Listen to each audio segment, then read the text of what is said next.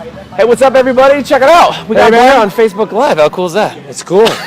Haven't done this before, so this is actually very cool. Yeah, so the first ever Q&A session with Mr. Blair Singer. We're out here doing the Sales Explosion program out in Phoenix, Arizona, hanging out live. So if you guys are tuning into this live with us, do me a favor and write some questions that you have. But I have some kind of pre-questions from our last live post that I want to throw at you and just kind of get those questions out there. Cool? Awesome, yes. So Raul, you know Raul. Raul asked, he said, the question that comes up to me is about self-discipline.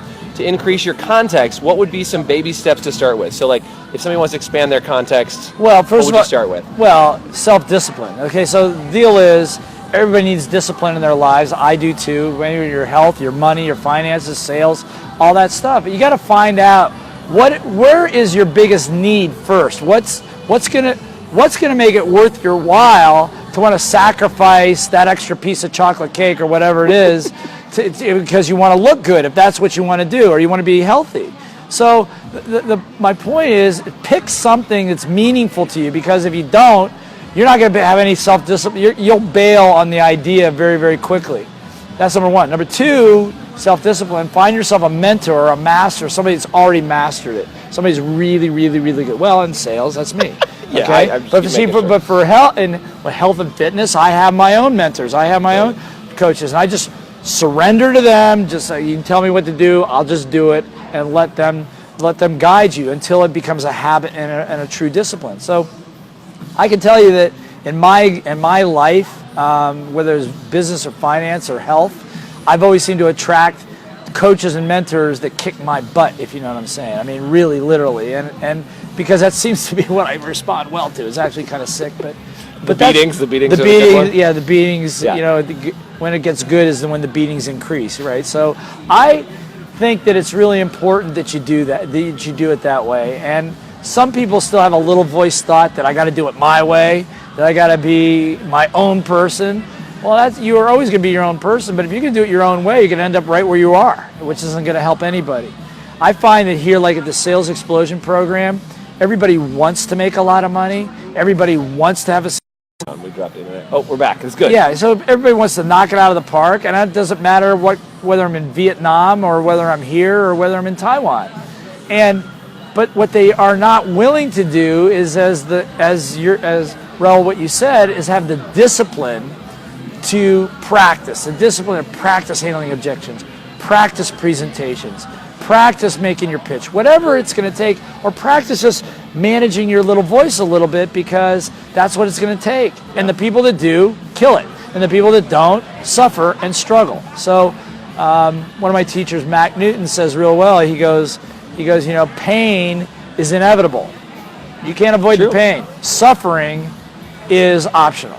Suffering is a choice. And suffering just means is you hang there on the cusp of what you could do and who you could be, and you never take it across because you're never willing to experience that momentary pain of having to go work out, of having to practice, of having to do those things, or having to get knocked back a few times. And the people that do win. And you know what? They win in whatever they do. It can give them, it could be pet grooming for all I know. You know, it doesn't matter. So the idea is, what's the baby step they can take is surrender to a mentor, find a mentor, and just start following what they say. Yeah, but first step is to find one area that is meaningful enough to you that you're willing to sacrifice some of your good feeling for some momentary pain to get into it. And again, I'm not a no pain, no gain. I don't mean that. But anything you do that's different, that's out of your comfort zone, is going to be uncomfortable. It's going to be a little bit painful in the beginning. That's just the way it is. Totally. Well, awesome. And thank you again, Raul, for the question. So I just want to make sure you guys are getting, if you guys have questions, put them in below. I don't know if you can see this or not, but Eugene said, you kick ass, Blair, so appropriately you kick ass. And from Kim Wynn, you got some knuckle bumps and things like that. So all right, thank you guys Kim for tuning in and hanging out. I got a couple more questions. That's from Melbourne, Australia right there. Yeah, so see, you even know. You guys, again, remember, I just want you guys to know, as you guys comment, interact, I want to get Blair on more Facebook Live. I'm saying that on camera so that you actually do it. This is a good thing. Not that you resist me, but sometimes. But I want you guys to let Blair know how much you are excited about seeing him on Facebook Live. And if you want to see more Q&As like this, you've got to be able to jump on and check these things out. Hi, Lindsay, by the way. Good to see you on here. Lindsay Haney, so good to see you on here, too. So a couple other questions. Rafael Santa Ana, I think is how you'd say that, or something like that. Santa Ana. Santa Ana. Yeah. He said he has two questions. First one is, what's the most critical part in the sales process? Like, if you had to pick one part that's like, if you don't do that, what would you say? Yeah, well, I always say the toughest sale is not selling to a customer; it's selling to yourself. Yeah. So the most critical part of any sales process is handling the war between your own ears first. Totally. And that can show up in a lot of ways. It can be like, I got to go make a sales call today. No, I don't want to. No, I don't like doing that. Yeah, but you got it. And it's winning that battle. That's the most critical part of the selling process. Thank you, Jen. Okay, the most critical part of the selling process is really getting your own little voice lined up first to whatever it is. And there's lots of ways to do that. Practicing is a great way to do that. Doing it in front of, making your presentation in front of a mirror is a way to do that. Or just working on whatever your fear or whatever your concerns are. Huge. Well, and again, it makes a huge difference if that's what you're working on. So many people are focused on the technique or the skill or the objection or the perfect thing to say. But if you get yourself out of the way, then it just all goes through. Now, on the flip side, on the non-personal development side, probably the most critical part is the discussion leading up to the close. Yeah. See, everybody thinks it's a close. But if you do your homework right, and if you add a lot of value to people's lives in their interaction with you, close is an assumptive close. You don't really. They just say, okay, so what do we got to do next? They're just going to ask you what to do next. See, but most people are pitch, close. My experience is if you've done your homework well, if you've truly gone into their world, asked them good questions, whether the questions relate necessarily to what you have to offer them, but really trying to help them and support them and add value first, the law of reciprocity is definitely going to kick in. And it'll be like, sure, well, what can I do with you? I mean, this is great. Can you help me? And I go, well, I'm not sure, but maybe we can. Yeah. So I think that unlike what most people think, it's all about the close. It's all about the value you add to those people up front. And that's true, of course, online. It's true Facebook. It's true social media, and it's true in person. It's how do you pre-frame it and make sure they're ready to go. And I love what you said about, you say it's just called making arrangements. Like it's just making the last arrangement. Right. Like when do you want to do that? You want to start Thursday? You want to start Friday? And then that's it. It's not a big fancy like I stop talking, you stop talking, whoever. If at that point it's a struggle and you're having a hard time closing, you haven't spent enough time supporting them. Yeah. Awesome. Well, I know Jen's arm's getting tired, but I do have one other question I want to make sure that we answered while we're here. By the way, we'll keep making these even better. And by the way, you should see Jen's fingernails. They're so amazing. Yeah. We'll see if we get them on there. Show get them in here. Let's get them right there. Those are come on, man. Unbelievable. To be clear, not my fingernails, Jen.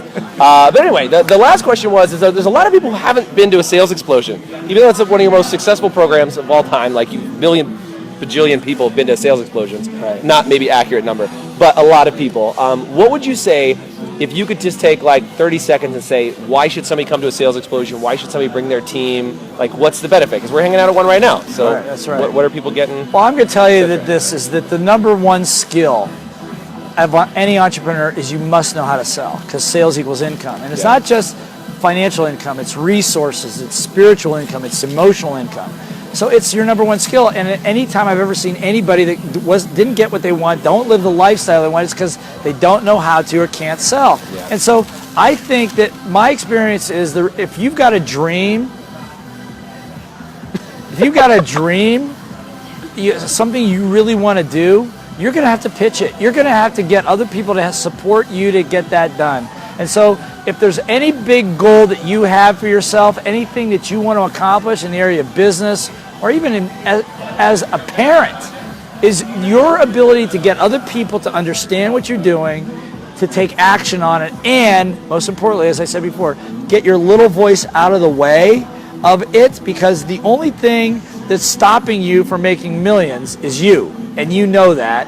But the good news about that is, with a few simple skills, you can get you out of the way and you can let people give you money. I mean, literally let them give you money. There are millions of dollars out there waiting for you, millions of resources. People will help you with property, real estate, business, cash, whatever it is you want, more than ever. And if you don't have it, it's because you don't know how to ask for it. Yeah, straight up. I mean, so if you want to learn about more about the sales explosion, you can go on to blairsinger.com. Obviously, you guys have all the tools and resources right here on Facebook. But if you've not been to a sales explosion program, you got to be here. I know it's one of my favorite programs I've ever done. with you. It kind of kicked off this whole thing. But That's right. you got to get out to a sales explosion.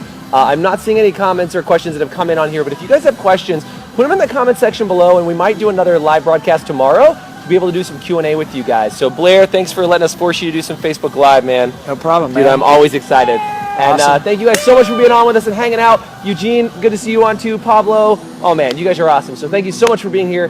Make sure you subscribe to the channel and check us out online for more great broadcasts. Bye, guys. Thank you.